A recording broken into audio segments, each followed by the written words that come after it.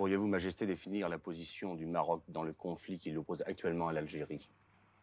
Eh bien, la position du Maroc est une position essentiellement défensive, tant sur le plan politique que sur le plan militaire. Dans ce sens, qu'il s'était établi une sorte de cohabitation de fait entre les Algériens et les Marocains tout au long des frontières, cohabitation de fait à laquelle nous aurions voulu mettre un terme par l'ouverture du dossier sur le contentieux frontalier. Contentieux qui n'a jamais été méconnu ni de la part des Algériens ni de la part des Marocains. Malheureusement, il se trouve que le gouvernement algérien a préféré recourir à une autre forme de discussion. Et il y a eu l'attaque du poste d'Hassi Beida, que vous connaissez.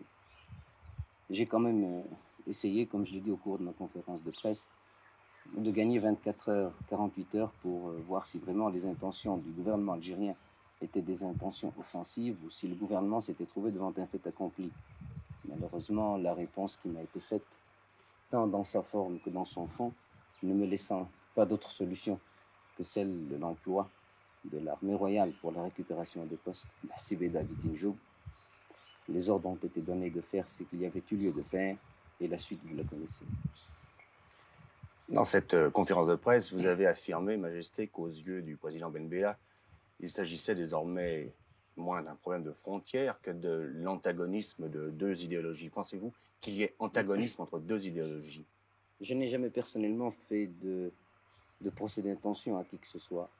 Et je me garde toujours, quant au jugement que je peux porter, qu'il soit d'ordre privé ou d'ordre public, de laisser parler ma subjectivité. Or, il se trouve que dans l'état actuel du conflit, c'est le président Ben Bella lui-même, sa presse et sa radio, et nous savons quel contrôle il impose à ces deux moyens d'expression.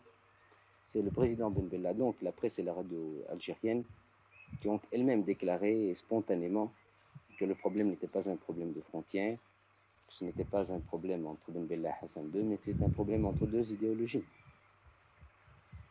Il est certain que si on met le débat sur ce terrain, il sera difficile de lui trouver une solution rapidement. Et alors, dans cette perspective, que deviennent dès lors les chances d'unification du Maghreb? Alors, je pense que les chances d'unification du Maghreb, c'est de se rallier à la thèse de la tolérance. Jamais le Maroc n'a jeté d'exclusive contre aucun régime.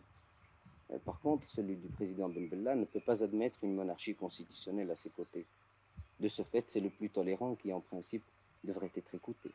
Que convient-il de penser, selon vous, Majesté, de l'attitude en face de cette crise de l'Égypte et du président Nasser? Pour le moins que je puisse dire,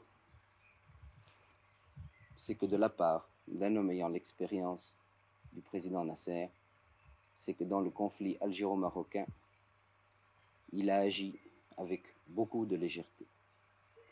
Et en termes diplomatiques, le mot légèreté est très lourd.